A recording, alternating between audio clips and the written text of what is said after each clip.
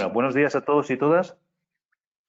Bienvenidas a este webinar que está titulado Del Big Data al Smart Data después del COVID.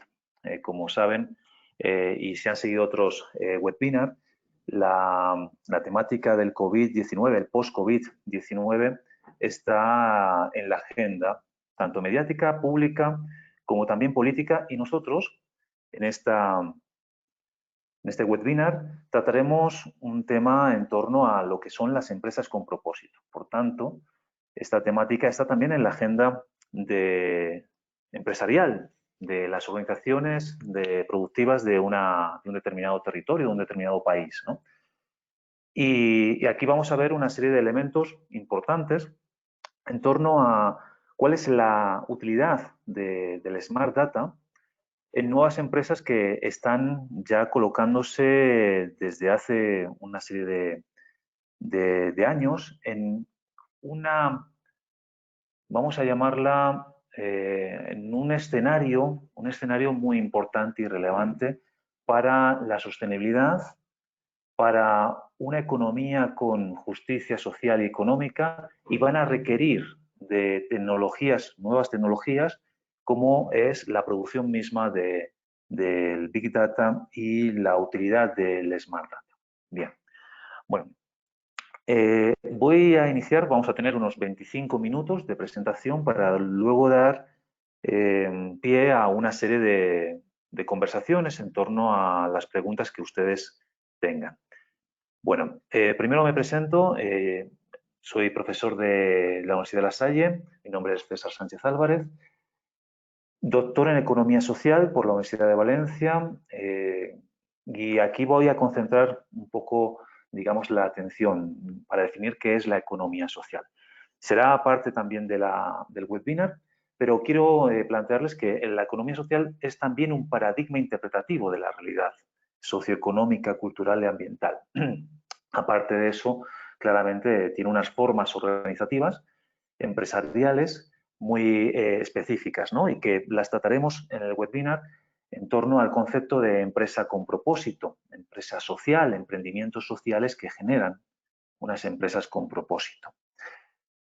Mi máster es en cooperación al desarrollo. Como podrán entender, siempre he estado interesado en una serie de relaciones internacionales en torno al desarrollo, y en concreto al desarrollo sostenible, ¿no? Economista y trabajador social por dos universidades diferentes, donde inicié hace unos 20 años a experimentar procesos de facilitación y de seguimiento de movimientos sociales y de empresas sociales, así como procesos de investigación, tanto en la Universidad de Bolonia como en la Universidad de Castilla-La Mancha. Bueno, tienen la información si quieren contactarme después del webinar para mayores informaciones. Bueno, sin más, entremos en la temática que nos convoca.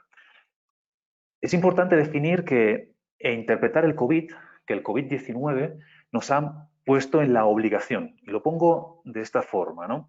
Un tipo de ligar al mundo en torno a una visión específica de la realidad global, en torno a una mayor responsabilidad, una mayor cooperación y por tanto también una mayor solidaridad. Esto es lo que ha emergido en estos últimos 2-3 meses de pandemia, donde cerca de 2/3 de la población han estado o confinados o relacionados con el confinamiento que hemos vivido.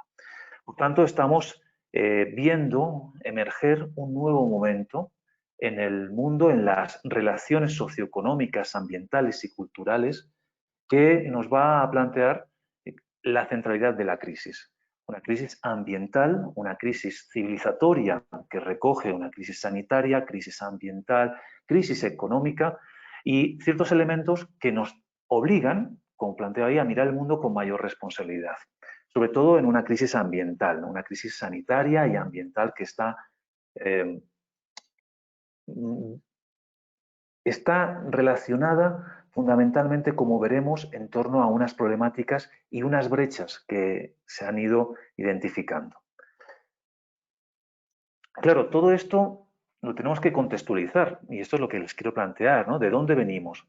Les voy a plantear una quinta revolución industrial. Se está hablando ya de esta quinta revolución industrial y es importante saber de dónde venimos, porque hay unos elementos fundamentales en las revoluciones industriales que están generando, sin lugar a dudas, unos movimientos telúricos en todas las sociedades, ¿no? Desde la primera revolución industrial, donde, como le he planteado aquí en esta estructura para contextualizarnos, un periodo que comprendía de 1500 años, perdón, de 150 años, implica claramente una matriz energética, que fundamentalmente fue el carbón, ¿no? Donde la verdadera innovación que generó una aceleración en las relaciones socioeconómicas fue la máquina de vapor, ¿no? Tanto en la locomotora como en la maquinaria textil que facilitó un aumento de producción textil en Europa y así responder a necesidades específicas, tanto en el movimiento de viajeros con el tren y de mercancías, como las necesidades de abrigo, creando una mayor capacidad de atender esas necesidades a través de los telares mecanizados ya. Claro, toda revolución tiene un espacio de tensión. Y aquí en la primera revolución industrial tuvimos un espacio tensional entre el campo y la ciudad. Nuevas ciudades que se industrializaban y nuevas formas de vivir y cohabitar en un sistema muy complejo como es la ciudad. Y para construir estas ciudades en torno a una industrialización inicial, tenía una tensión entre el campo, es decir, grandes masas ingentes de personas que vivían en el medio rural tenían que emigrar voluntariamente a la ciudad.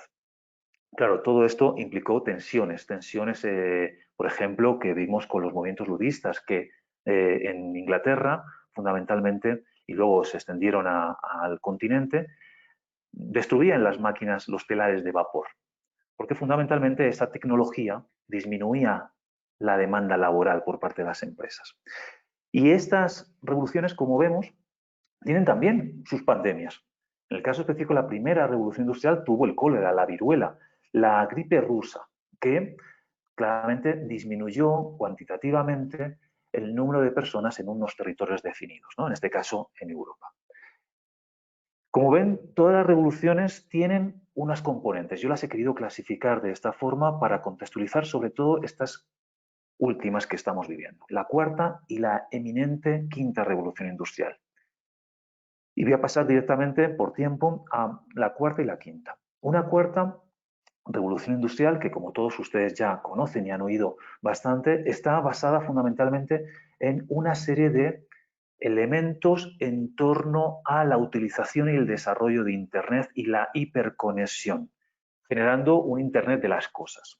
¿Okay? El Internet de las cosas como una aplicación del Big Data y del Internet a todos los elementos cotidianos que utilizamos, sobre todo electrodomésticos, sobre todo toda la tecnología que puede ser planteada dentro de la cotidianidad.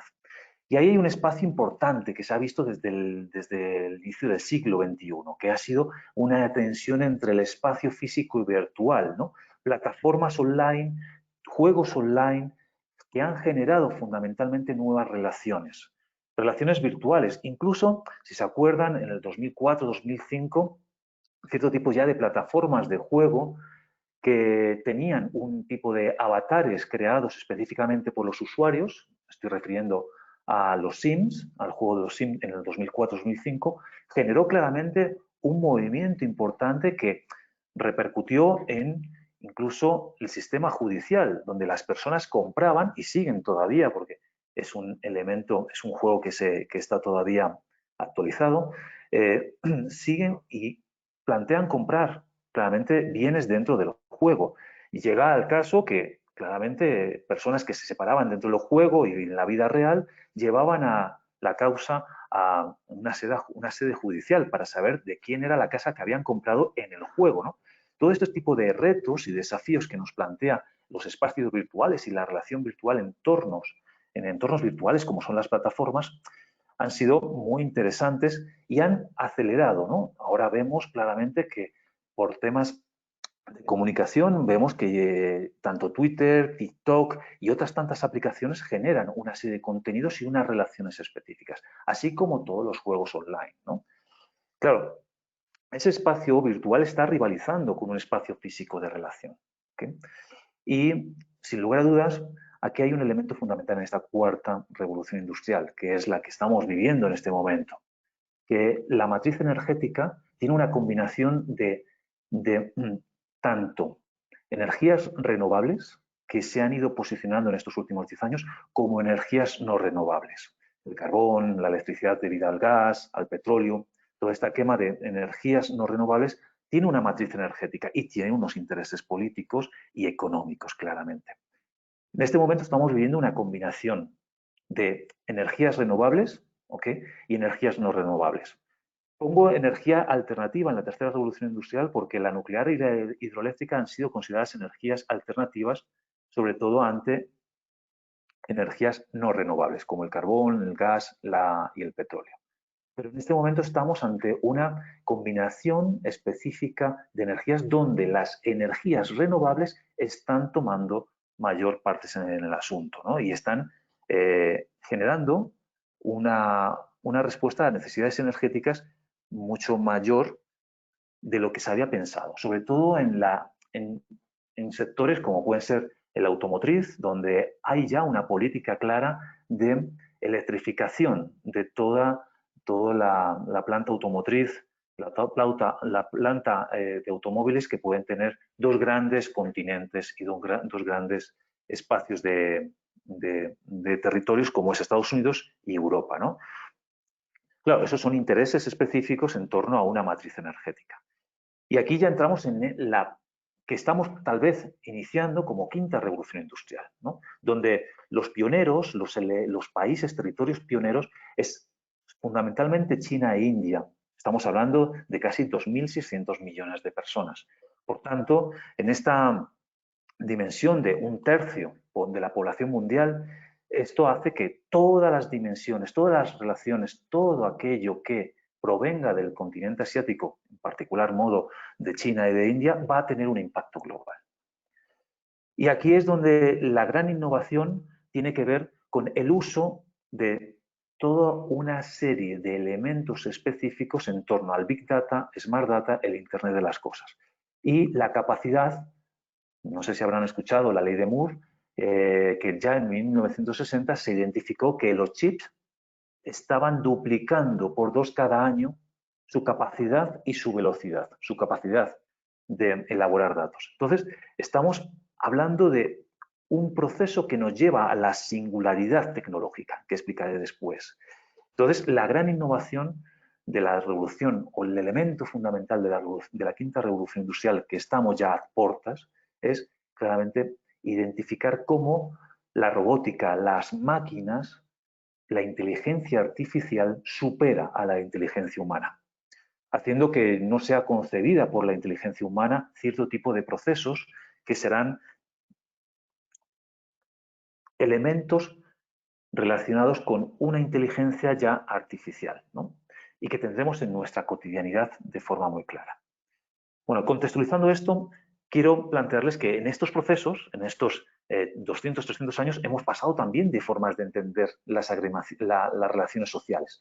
Aquí les planteo el cuadro de Giuseppe Pelizza de Volpedo, donde nos plantea el cuarto estado, un cuarto estado muy hegemónico, muy homogéneo, y que hegemónicamente estaba planteado por un tipo de conflicto entre el capital y el trabajo, fundamentalmente. Esto se ve en el siglo XIX y aparece un cuarto estado que se identifica como un estado homogéneo, donde todas las personas, todos los ciudadanos y ciudadanas tienen unas mismas necesidades. Tienen las necesidades de mejorar su condición y calidad de vida desde necesidades básicas. Estamos hablando de un contexto donde los turnos de trabajo fabril en las fábricas llegaban a las 16, 17 horas, claramente.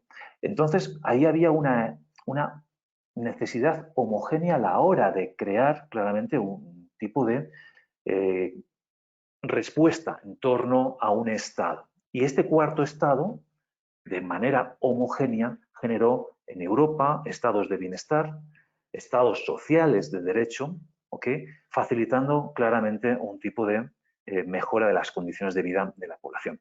Pero ¿qué es lo que sucede en la actualidad? Tenemos ya no un cuarto estado, tenemos un quinto estado. Una forma de entender claramente la realidad de forma muy homogénea, muy heterogénea, perdonen, donde la pluralidad y la diversidad que existen en las sociedades es elemental y es transversal.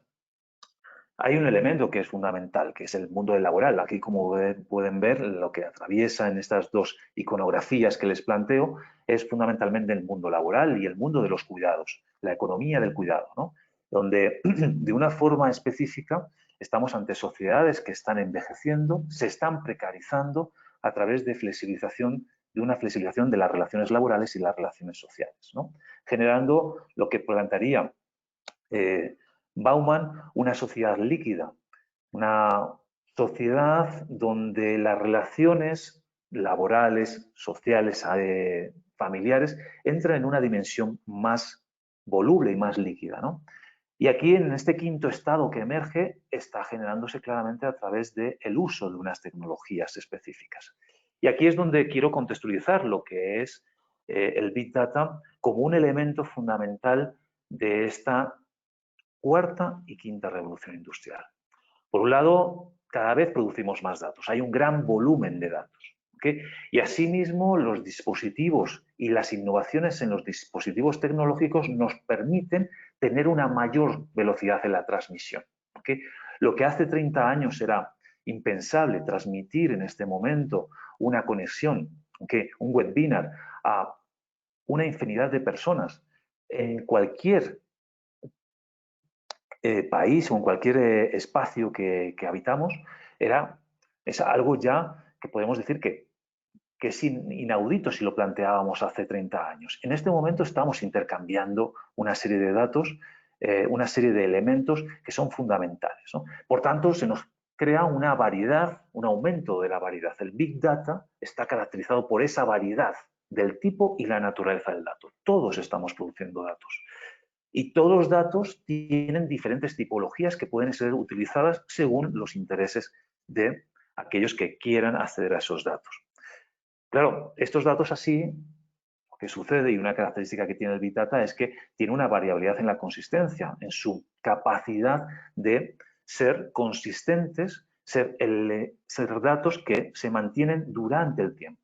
Esto claramente, como pueden entender, estamos hablando de grandes datos que se cambian, que evolucionan. ¿Por qué? Porque representan a patrones sociales y económicos de la población, fundamentalmente. Y por otro lado, tenemos un tipo de dificultad en el Big Data de identificar la veracidad como calidad. La veracidad, ¿qué datos son verídicos? El elemento de las fake news, de esas noticias falsas que giran y que se colocan en nuestro diario, en nuestra capacidad de relacionarnos con los demás desde unas noticias que pueden ser, digamos, no veraces y que nos condicionan, implica también estar ante una situación de manejo.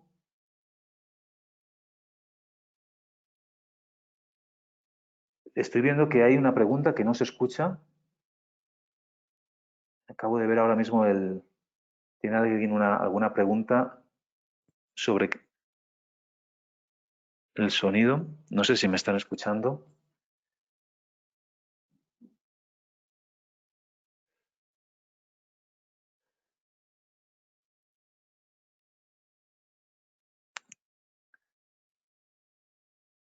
Voy a enviar un chat, por favor, a ver si...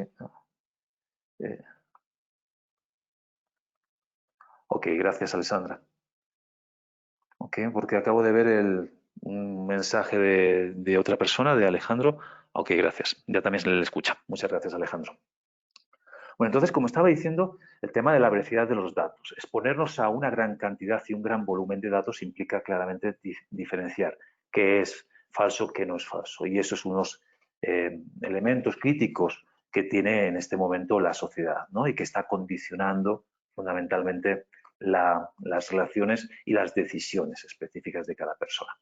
Pero claro, el Big Data como tal, pueden ustedes entender que no es útil si no le introducimos algo que es fundamental, ¿no? El valor de los datos, la generación de valor por el dato y la capacidad comunicativa del dato. Es ahí donde nos encontramos ya en el concepto Smart Data. Es decir, un dato inteligente, un dato elegante, podríamos decir, que nos genera un alto valor a la hora de interpretar la utilidad del dato, ¿okay? Y diferenciarlo de otros datos. Como pueden entender, la capacidad informativa del dato como tal no va a generar un cierto tipo de conocimiento si no viene tratado, ¿okay? Si no viene elaborado, ¿okay? Y de esta forma generar un tipo de sabiduría, podríamos plantearlo de esta forma, un tipo de dato, información, conocimiento y sabiduría, como si fuese una pirámide que vamos filtrando y elaborando esos datos hasta llegar a un tipo de planteamiento que es importante en torno a la comprensión del dato, la comprensión cognitiva de lo que nos está dando el dato como información. Y ahí es donde entramos en el Smart Data. Y esto es importante entenderlo en un momento donde la crisis global se está manejando desde la acumulación de datos y la interpretación de esos datos, como pondremos ejemplos después. Entonces, entrando en la quinta revolución industrial, en esta singularidad tecnológica, lo que nos plantea la gran capacidad de cómputo, la gran capacidad de enviar y recibir datos, así como las aplicaciones tecnológicas en torno a la robótica, ¿okay? Y una biorrobótica, hace que tengamos el reto en este momento de identificar cuál es el límite de la inteligencia humana y dónde aparece la inteligencia artificial. En ese espacio es lo que ha sido definido la singularidad tecnológica. Es decir, desde los años 80 se ha planteado que para 2050, 2040, 2050, la inteligencia artificial superaría a la inteligencia humana. El programa AlphaGo, por ejemplo, de juego de ajedrez, ha superado ya la capacidad humana de interpretar una partida de ajedrez y tener la capacidad de crear estrategias, ¿okay? Esto ha sido recientemente. De esta forma estamos identificando ya, se está identificando que la inteligencia artificial empieza a superar la inteligencia humana. Y hay una singularidad importante en este proceso, que cada vez estamos avanzando a mayores pasos. Y esto tiene una incidencia en las formas organizativas, en las empresas y claramente en la capacidad de responder problemáticas sociales, ambientales y económicas que vivimos como seres humanos.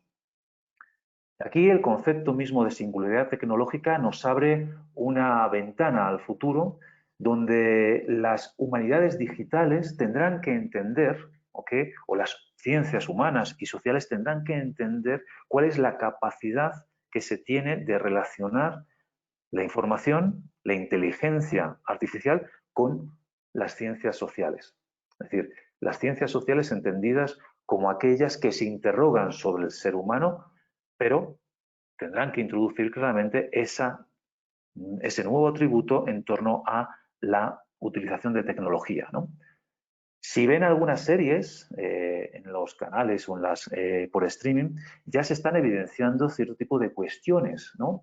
En este momento, en esta revolución, en esta cuarta revolución, el canal de comunicación que más popular es toda una serie de plataformas de streaming que nos dan y nos plantean unas preguntas importantes. Y una de ellas es hasta qué punto vamos a estar relacionándonos con la inteligencia artificial y hasta qué punto, en qué momento va a ser parte nuestra. Es decir, todo el tema del transhumanismo, el tema de las sociedades cyborg, donde a través de una serie de tecnologías aplicadas a nuestro cuerpo, ¿okay? Podemos generar un tipo de mayor calidad de vida, mayor duración de vida, mayor capacidad de procesar información, por tanto, mayor inteligencia. ¿En qué momento esa singularidad tecnológica estará afectando a la dimensión biológica del ser humano? Por lo que se está planteando en este momento, por las universidades, una en concreto, que es la Singularity University, está trabajando sobre una agenda específica que lleva a este tipo de apropiación de la inteligencia artificial a la dimensión biológica del ser humano. Y esto será algo impresionante lo que veremos, ¿no? Es tener la capacidad de procesar información a la velocidad de procesadores artificiales, la capacidad de relacionarnos con otras personas desde una velocidad de datos y de transferencia de datos sin igual, ¿no? Que irá más allá del logos, de la palabra. ¿Okay? Entonces, ahí esa singularidad tecnológica es importante tenerla en cuenta y empezar a considerarla dentro de nuestras formas organizativas, ¿okay? De nuestras empresas, de nuestras relaciones sociales y ver cómo vamos a ir definiendo este tema. ¿Okay? Y uno de los elementos que está como tendencia desde la tercera revolución industrial e incluso antes si lo ampliamos a formas alternativas de producción, es unas empresas con propósito. En el caso colombiano han sido reconocidas en el 2018 con una ley, la 1901, que nos plantea una empresa con propósito como una empresa, ¿okay?, de beneficio y orientada fundamentalmente al interés colectivo. ¿Okay? Y estas son empresas que están siendo reconocidas en un contexto de crisis fundamentalmente porque crean valor, porque crean un valor económico, social y ambiental. Y diría más, también cultural. ¿Okay? Y estas empresas requieren y se están colocando en torno a la utilización del Smart Data, como lo estamos definiendo. Y esto nos llevará a plantearnos, nos lleva a plantearnos qué tipo de empresas, qué tipo de organizaciones productivas van a existir después de la pandemia del COVID-19. ¿Cuáles van a ser las que van a emerger? ¿Cuáles son las que son útiles ante una crisis? Y aquí planteamos esta tendencia en curso donde, de una forma u otra, el elemento fundamental para comprender una empresa era la maximización de los beneficios, la búsqueda de una respuesta a necesidades concretas en un mercado concreto, ¿okay?, más o menos amplio, más local o más global, pero fundamentalmente se orientaban a la maximización del lucro económico para el propietario o los propietarios que ponían el capital riesgo en la empresa. ¿Okay? Y por otro lado, nos encontramos fundamentalmente con otras empresas, otras formas de organización que históricamente han estado, que maximizaban el impacto social. Podemos hablar de empresas que podrían ser definidas bajo el concepto de ONGs, desde la cooperación internacional, desde el tercer sector, como pueden ser todas aquellas organizaciones que se fundan por una persona o un grupo de personas, creando fundaciones, como también empresas asociativas, ¿okay?, creando fundamentalmente elementos de relación autogestionaria para responder a las necesidades de un determinado colectivo, sea en el trabajo, sea en el consumo, sea en aquellos elementos que de una forma u otra son primordiales para el ser humano.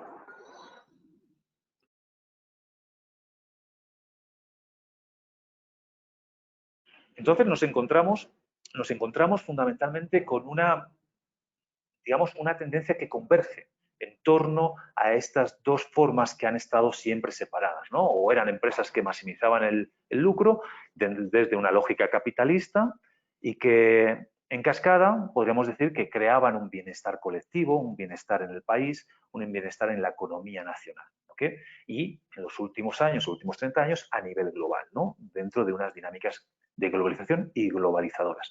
Y por otro lado, unas organizaciones, empresas, ¿okay?, con unas actividades, unos servicios que buscaban un tipo de beneficio, un tipo de impacto social, ¿no? Y que acompañaban al estado de bienestar, al estado social. Y esto lo hemos visto, lo estamos viendo todavía en la pandemia, ¿no? En esta pandemia y en este confinamiento donde emergen procesos de solidaridad. Y esto está, en este momento, ya siendo mucho más visible, donde la tendencia específica de estas empresas implica recoger lo mejor de los dos mundos, ¿no? Es decir, tener un fin específico, pero utilizar el capital, el lucro, para de una forma u otra, responder a ese fin que se tiene, ¿no?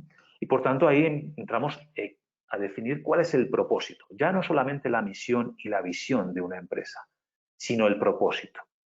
Y ese propósito es más amplio cuando tenemos la capacidad tecnológica de tener mayores datos, tener mayor capacidad de transmisión de esos datos, tener una veracidad de los datos y, por tanto, poner en valor datos que son comunicables y que tienen una capacidad de comunicación importante. Por tanto, ante estas empresas las podemos clasificar dentro de lo que es la economía social, donde identificamos un cuarto sector.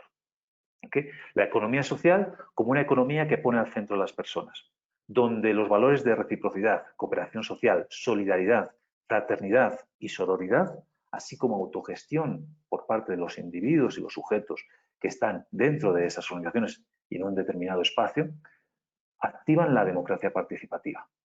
Un proceso nuevo de democracia que nos lleva a ver la participación activa de todos los individuos que están en un contexto específico.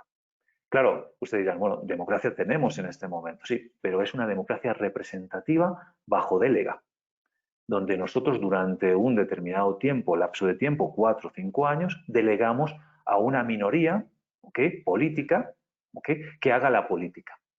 En cambio, aquí estamos hablando de que la política es un espacio mucho más amplio y donde la crisis, ¿okay?, o el espacio de crisis que vivimos requiere de unas decisiones basadas en la cooperación, basadas en la solidaridad, como estamos viendo emerger en estos meses, a nivel internacional. Por tanto, la lógica es la economía social. El paradigma de interpretación es una economía social que pone al centro a las personas y que toda la tecnología y esa singularidad tecnológica en una quinta revolución industrial irá a colocar al centro a las personas.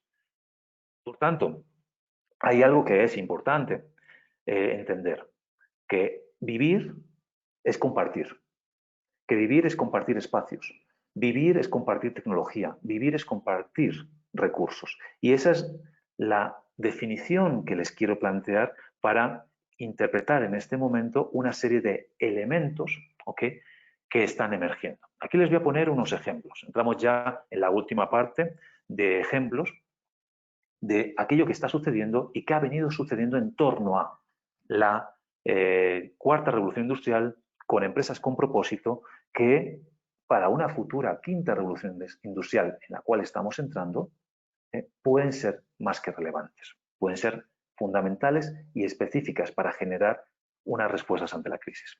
El primero que les quiero plantear, voy a abrir ahora mismo la pantalla, entonces les voy a mostrar, ¿okay?, la primera, que es una red de experiencias basadas en la solidaridad, ¿okay?, y que nos genera, vamos a ver si pueden ver bien, aquí voy a abrirlo, esto es un proyecto, ¿okay?, que lo pongo como caso específico. Se está construyendo un mapa de iniciativas solidarias en torno a la crisis, ¿okay? Es decir, se está gestionando un volumen de datos a través de un tipo de colaboración internacional que nos lleva a plantearnos fundamentalmente una serie de experiencias, de prácticas que, si vemos en el caso específico de Colombia, tiene unas características que, en este caso hay 3 solamente mapeadas, pero si vamos a Medellín encontramos una comunidad solidaria que bajo el consumo, bajo las lógicas de consumo y alimentación, están atendiendo a personas en necesidades alimenticias y realizando compras a mayores de 70 años. Y son procesos que se han generado en entornos virtuales, donde la relación va más allá, tiene mayor alcance. ¿Okay? Aquí podemos ver también otra en el Retiro, donde existe una experiencia específica y que entra en contacto debido al COVID-19, sin lugar a dudas. Pero ahora les quiero plantear otra, que este es un mapa, aquí les dejo la página, es solibit.org, y pueden incluso colaborar rastreando las iniciativas solidarias que se han generado en torno a una ciudadanía activa que busca claramente entrar en contacto y un contacto específico, un contacto de ayuda.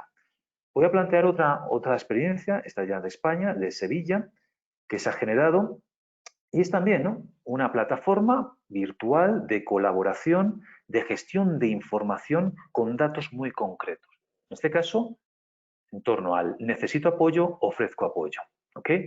Y aquí tenemos los grupos locales que en Sevilla, en España, están generando una serie de respuesta a las necesidades, ¿no? Aquí sí podemos ver un grupo de San Bernardo del Pardo, donde pues, se puede contactar con el grupo rápidamente y plantearle si ofrecemos o requerimos una ayuda porque somos participantes, ciudadanos de ese barrio, ¿no? Y así las demás, ¿no? No voy a entrar a por tiempo, pero pueden ustedes ir a visitar estas páginas. ramuca.net, ¿ok? Claro, todas estas realidades que se nos plantean, fundamentalmente, están basadas en unos valores que hemos visto antes y que reconocen o se reconocen dentro de lo que es la economía social. El valor que tienen estas economías, así como la utilización de los datos que tienen una capacidad interpretativa importante para solventar una serie de elementos de la calidad de vida de las personas, implica plantearnos un propósito. Y aquí es donde encontramos cómo la sostenibilidad en la quinta revolución industrial va a ser la piedra fundamental, la piedra central.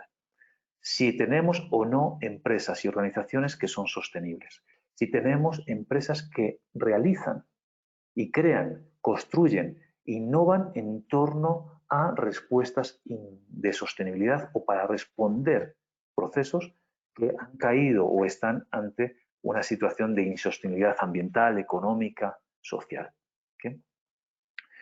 Y estas empresas, estas organizaciones, que veremos ahora unos ejemplos con vídeos específicos, implica el reto de una quinta revolución industrial. Es decir, si tenemos una convergencia tecnológica, digital, física y biológica, se mantienen todavía una serie de retos que, según la Comisión Económica para América Latina, en el informe de 2010, es decir, hace 10 años, ya nos planteaba claramente una identificación de unas brechas. Una brecha de mercado, ¿ok?, donde las personas están en una situación de bienestar, ¿ok?, pero hay muchas otras que están asumiendo externalidades, consecuencias negativas del bienestar de unas pocas. Y esta es una situación de mercado que excluye ante una calidad de vida. Está sucediendo en Estados Unidos, en Europa, ya sucedía en diciembre del año pasado, antes de la pandemia, donde había un tipo de exclusión en el mercado y que en el COVID o con el COVID se ha evidenciado mucho más. Ese es un reto que nos plantea la quinta revolución industrial. Y tener mayor alcance, así como la velocidad para responder estos desafíos y esos retos. Por otro lado, otra brecha de desarrollo o relacionada más al desarrollo, que es en la incapacidad que tiene el mercado capitalista para redistribuir y generar empleo formal, llevándonos a una informalidad, una flexibilización y precarización de las relaciones laborales. Lo que implica claramente que aquí somos todos vulnerables. ¿Y cuál es el rol que tiene la quinta revolución industrial? La singularidad tecnológica y el aumento tanto en velocidad como en volumen de datos. Entender que tenemos que responder fundamentalmente a estas brechas. Ese es el propósito de estas empresas que vamos a ver. En diferentes campos, claramente. ¿Okay? Una de ellas, les voy a plantear aquí, es fundamentalmente, voy a tomar ahí una serie de experiencias, ¿okay? Vamos a plantear en este caso es Transilvania.lab, es una empresa que se dedica al sector turismo y que nos plantea fundamentalmente una capacidad de reorganizar, de identificar qué es el turismo sostenible en un determinado momento histórico como el que estamos viviendo. Bueno, vamos a ver si pueden escuchar bien el audio. ¿Okay? ¿Listo? Entonces, son vídeos pequeños que nos muestran realidades que están emergiendo en torno a lo que les he planteado en este momento.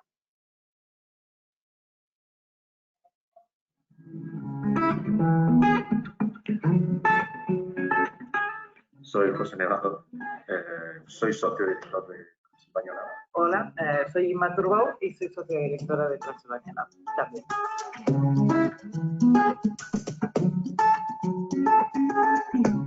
El turismo afecta a toda la cadena, digamos, de procesos sociales, económicos, medioambientales.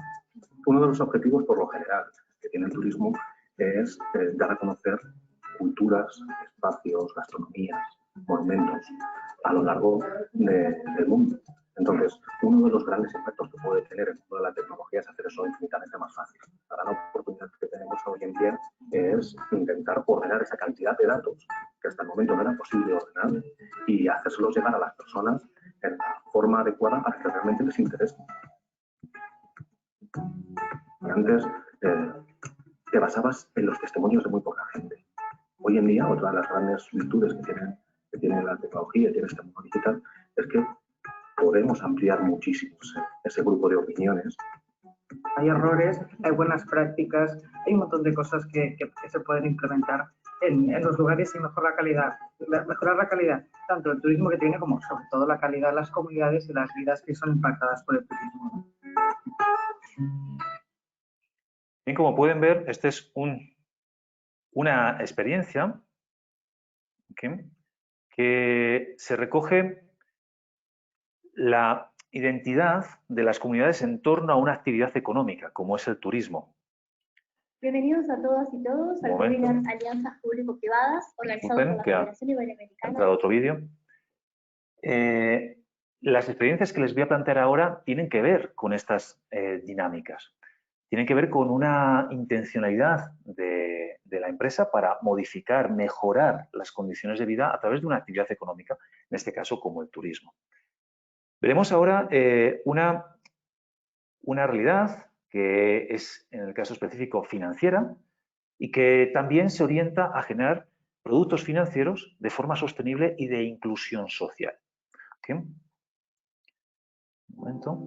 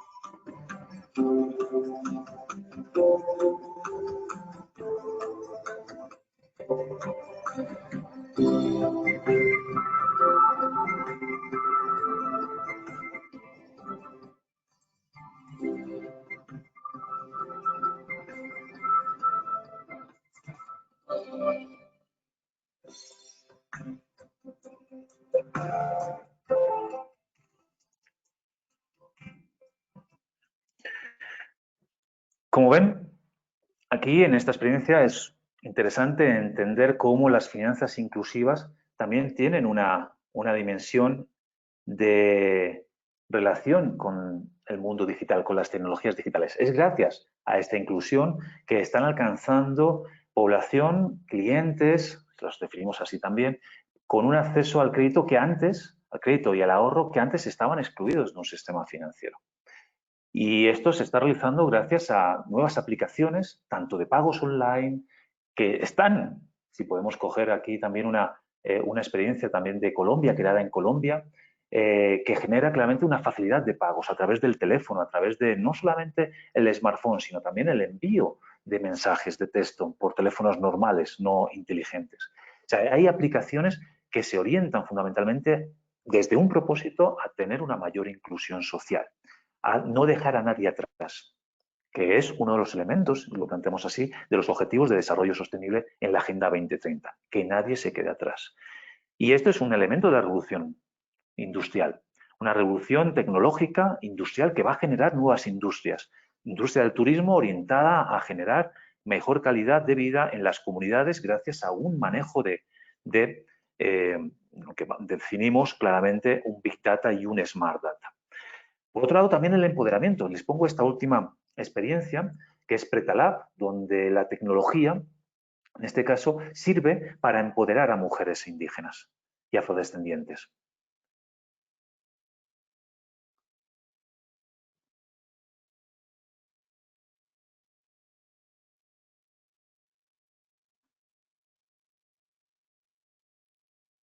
Tem tanto uma área que é mais ligada à educação, que são cursos, e uma outra área que é mais ligada à incidência, em diálogos desde academia, outras organizações sociais. A tecnologia ainda é um campo extremamente masculino. As mulheres, em geral, elas não partem do mesmo lugar. Existem muitas diferenças entre mulheres brancas, mulheres negras, mulheres indígenas. Então, quando a gente faz um projeto focado em mulheres negras, é porque a gente quer estimular essa parcela da sociedade que acaba liderando vários índices negativos, como os índices de maior desemprego, maior violência doméstica. É muito importante que mulheres negras possam também não ser só consumidoras de tecnologia, mas também criadoras de tecnologia. Porque toda tecnologia ela carrega um background, uma visão, uma cultura, uma ideologia de quem cria essas tecnologias. Então, quanto mais mulheres negras puderem criar também essas tecnologias, mais diversidade a gente acaba tendo nessa produção. No fundo, o que a gente está querendo é impulsionar algum tipo de política que abarque essas mulheres e que abram espaços, né, acesso e condições de elas permanecerem nesse lugar. Como ven, los vídeos que les traigo están dentro de la plataforma de la Secretaría de Estados Iberoamericanos y que desde un proyecto en el cual he participado, ¿okay?, se ha planteado fundamentalmente el reto de integrar tanto tecnología con empresas sociales, emprendimientos sociales. Fundamentalmente, y ya finalizando, porque tenemos la necesidad, existe la necesidad de tener un nuevo mundo, tener una nueva sociedad donde la tecnología, donde la singularidad tecnológica esté acompañada y nos acompañe en procesos de transformación social, mejorando las condiciones de vida de las personas que pueden caer en procesos de vulnerabilidad, donde todos podemos tener grados de vulnerabilidad en una sociedad del riesgo. Sin más, y esperando abrir una conversación entre todos, les dejo los documentos en los cuales he venido participando y los cuales he ido publicando poco a poco en torno a estos temas. El cuarto sector en Colombia, en coautoría con Diana Carolina Gutiérrez Torres. También trabajando en torno al emprendimiento social y la innovación social, espacios y lugares con alto impacto social, es decir, laboratorios de innovación social que generan fundamentalmente nuevas propuestas y que se formalizan y que van a crear una escalabilidad en un ecosistema muy importante para responder esas necesidades. Y ahí es donde está el ecosistema que tiene que ser propicio para generar estos elementos de la quinta revolución industrial desde la sostenibilidad y desde la inclusión social. Por tanto, aquí les dejo y abro a ustedes la participación para preguntas y para poder socializar las temáticas que he tratado y los elementos que les han llamado más el interés y la atención. Voy a responder algunas preguntas que están en el chat. Okay. Una de ellas es de Alejandro Blanco, que plantea lo siguiente. Con relación a esta premisa que la inteligencia artificial empieza a superar la inteligencia humana, ¿qué tan bueno es hoy reemplazarla sin un tránsito? Por ejemplo, evaluar un proyecto que venía siendo evaluado por un humano y abordarlo hoy 100% a nivel de inteligencia artificial. ¿O se recomienda migrar de manera paulatina a un modelo artificial? Yo creo que es muy pertinente esta pregunta que haces, Alejandro, porque lo que se destaca en la pregunta es la velocidad. Si estamos en una revolución o estamos en una evolución, entendiendo la revolución con una velocidad mayor y una evolución con una velocidad más adecuada al ritmo humano.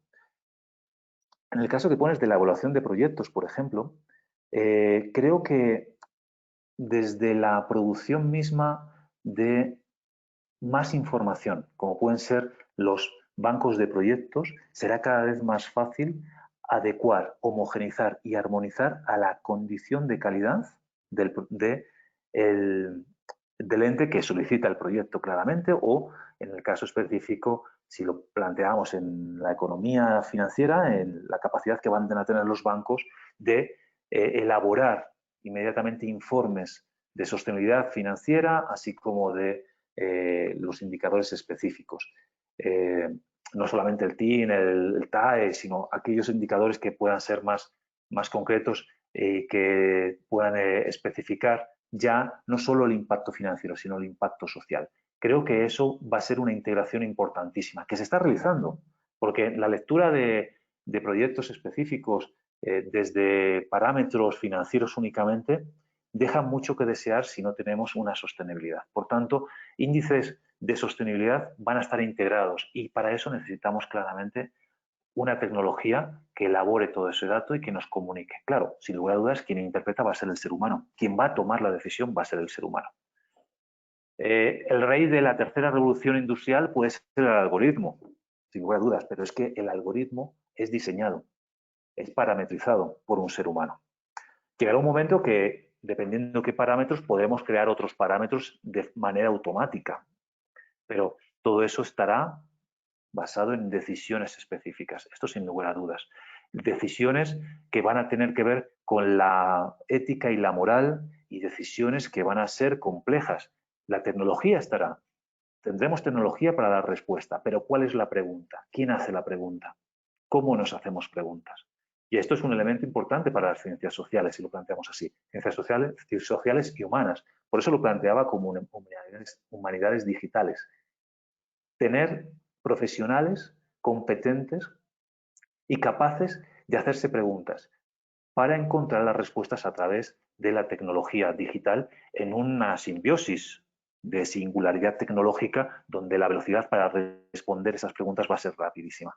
Pero es necesario hacerse la pregunta. De ahí que la Universidad de La Salle, creo, como profesor que llevo 3 años como profesor internacional, considero que tiene unos elementos fundamentales para Colombia. Identificar en la formación lasallista a personas y promover personas con un pensamiento específico, con capacidad de hacerse preguntas, explorar y encontrar respuestas.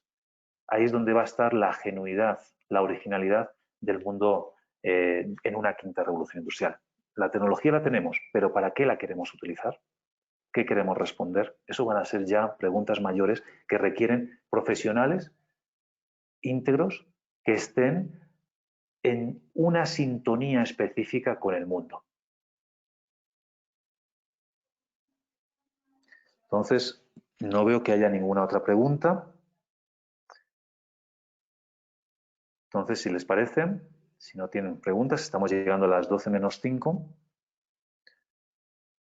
De los 26 asistentes que identifico, si tienen alguna pregunta, pueden llevarla al chat o a las preguntas y con gusto estaré respondiéndolas en estos 5 minutos en una reflexión virtual que tenemos en este momento.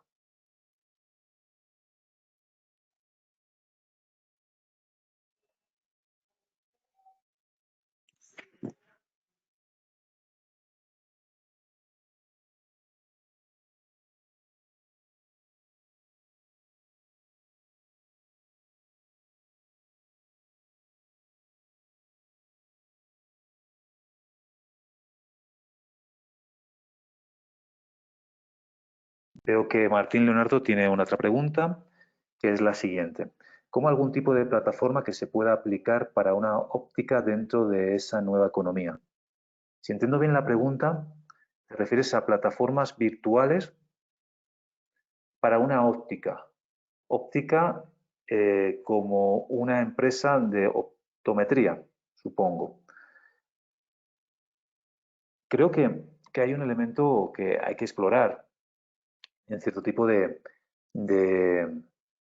industrias, en este caso en las empresas de óptica, ¿no? Que tienen la intención de responder a unos servicios, a unas necesidades específicas. Creo que hay un elemento que es fundamental en ese sector, que es considerar cuál es el acceso a un servicio de revisión óptica, de mejora de la calidad oftalmológica de un paciente. El hecho mismo de llegar a una comunidad, llegar a personas que no podrían acceder, implica una gestión específica, concreta, donde los procesos de innovación organizativa van a ser fundamentales. Y ahí en el caso específico de una óptica, si entiendo bien la pregunta, en el sector de la oftalmología, considerando que en la SAI hay una clínica oftalmológica que tiene una dimensión social muy importante y un impacto social importantísimo, tanto para estudiantes como para la población que atiende, lo que encontramos ahí es una clínica que está en un ecosistema siendo capaz de generar un alcance en su propuesta de valor porque tiene un modelo de gestión adecuado dentro de la universidad, tiene un modelo de negocio orientado fundamentalmente a generar valor y con el propósito de generar valor social. Y por otro lado tiene la tecnología y va mejorando la tecnología. No olvidemos que hay un elemento fundamental en esta quinta revolución industrial o este paso que tenemos entre cuarta y quinta revolución industrial, que la tecnología y la innovación también es aplicación organizativa. Es necesario organizar recursos, es necesario tener la intención de organizar recursos para atender ciertas necesidades y hacerlo de la mejor manera. Es ahí donde aparece la tecnología, entre comillas, ¿no? Como plataforma. Y lo vemos, por ejemplo, en los temas de financiación de estas experiencias o de estas propuestas, ¿no? Plataformas de crowdfunding, de micromecenazgo, que se orientan a financiar a emprendedores, emprendedoras sociales que quieren tener una transformación en un determinado colectivo o comunidad. Goteo, por ejemplo, goteo.org son plataformas que nos permiten tener una mayor visibilidad y ofrecer datos, comunicar el dato como una información relevante a aquellas personas que quieren obtener información por parte nuestra. Pero yo lo veo ahí más fundamentalmente en unas innovaciones organizativas, unas innovaciones donde incluso la población participe activamente en el producto o el servicio. ¿Okay? Bueno, gracias a ti, Alejandro. Bueno, Alejandro, ya te respondí la pregunta. Bien, veo. Javier Forero. Bueno, ¿cómo ve los cambios en el Abeas Data? Esto va a ser uno de los elementos fundamentales, Javier, porque ahí entramos con un nuevo derecho. Estamos en una cuarta generación de derechos humanos, donde la información y la tecnología o el acceso a la tecnología es fundamental. Por eso, en mi discurso, como han podido comprobar, no es que desliga. La tecnología digital, la singularidad tecnológica seguirá su camino y tendrá sus alcances y avances sin considerar claramente la dimensión política y social del ser humano. Serán elementos que van de la mano. La discusión de la Abeas Data, la discusión de la protección de los datos en una cuarta generación de derechos humanos sobre la información, el hecho mismo que se está discutiendo ya el testamento digital. Personas que hace 10, 15 años entraron en Facebook, en una red social inmensa, en este momento, y que están solicitando que después de su fallecimiento se cancele toda la historia y desaparezca la historia que han tenido en Facebook. Claro, ¿de quién es el dato? ¿Es de la compañía o es del individuo? Entonces, esos van a ser retos que para el derecho va a ser fundamental. Discutir, por eso lo planteaba, la discusión no es decir cómo vamos adelante con la tecnología, no, es cómo vamos utilizando la tecnología al par o al paso de los cambios y transformaciones sociales que estamos viviendo. Y ahí requerimos fundamentalmente unas discusiones inclusivas. Por eso el espacio de un laboratorio, como veíamos en el caso del laboratorio en Brasil, el Pretalab, implica empoderar a las personas en torno a esta temática. ¿Okay? Entonces, todos los cambios que puedan realizarse en un entorno de seguridad de datos, como puede ser el Habeas Data, implicará una participación específica. Lo planteas así, sientes que nos ata, sin lugar a dudas, pero ahí es donde vamos a tener las tensiones, en la definición de qué es privado y qué es público. ¿Okay? Y esto es curioso porque en China, por ejemplo, la lógica de lo público, del dato público, es fundamental. Por eso es uno de los elementos que irán emergiendo en estos próximos meses de análisis en torno a cómo China consiguió dominar inmediatamente el COVID-19.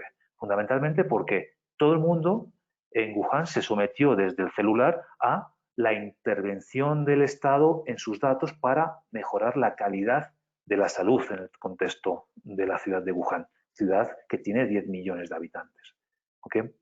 Entonces, claro, ahí tenemos que definir qué es público y qué es privado. Como ven, hay tensiones que son de la revolución industrial, de la segunda revolución industrial. No es que pasamos una revolución industrial y ya la hemos dejado atrás, ¿no? Se va acumulando ciertos procesos, ciertas tecnologías, así como ciertas tensiones.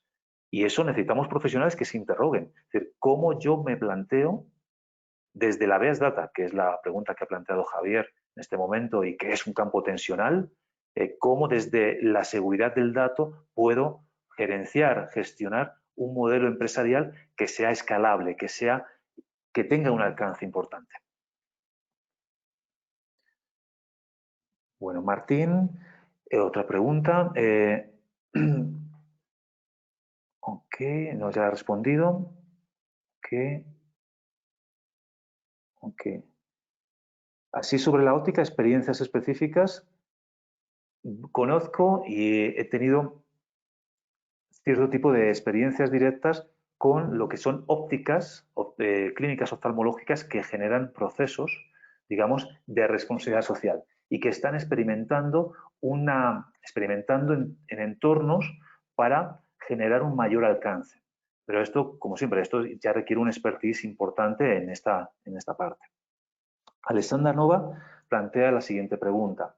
Esta puede ser una pregunta fuera de contexto, pero sabiendo que los datos ahora deben ser inteligentes, ¿cuál es tu posición frente a la polémica desatada por el registro de los ciudadanos de la plataforma Bogotá Me Cuida, iniciativa de la alcaldesa de Bogotá para implementar un control sobre la circulación de los ciudadanos de forma irresponsable? Esto es lo que venimos hablando, Alessandra, ¿no? El campo tensional de qué es público y qué es privado.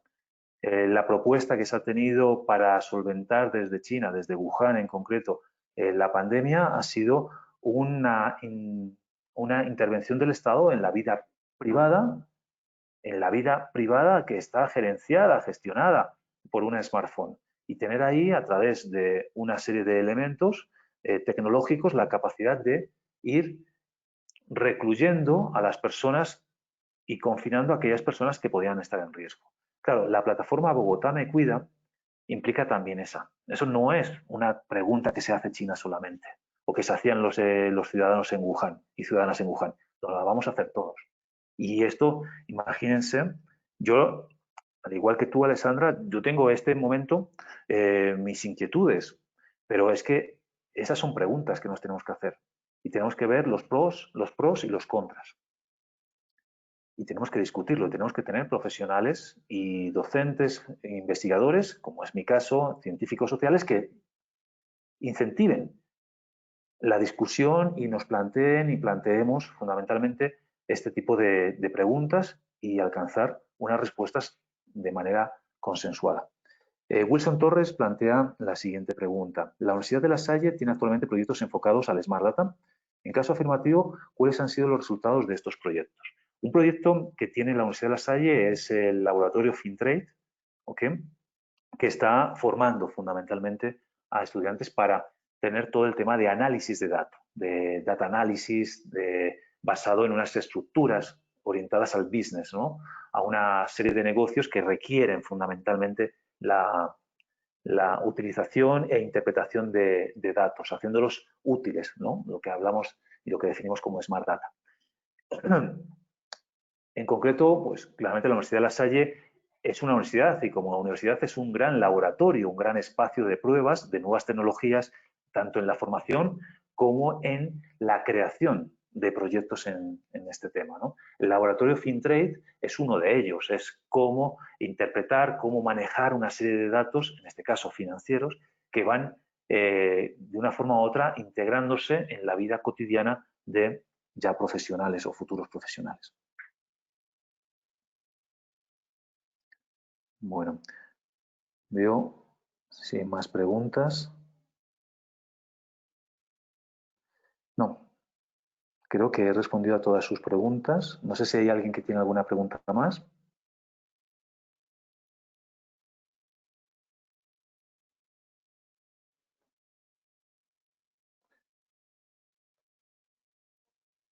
Bueno, entonces, siendo las 12:07, hemos dedicado una hora a este webinar en un proceso muy interesante que se va más allá de lo que es una clase clásica, ya no solamente física, sino también virtual que hemos tenido en estos meses, sino también un tipo de contexto, en contexto virtual que nos lleva a plantearnos preguntas interesantes, ¿no? En este caso, espero que haya sido interesante para ustedes, proficua, beneficiosa.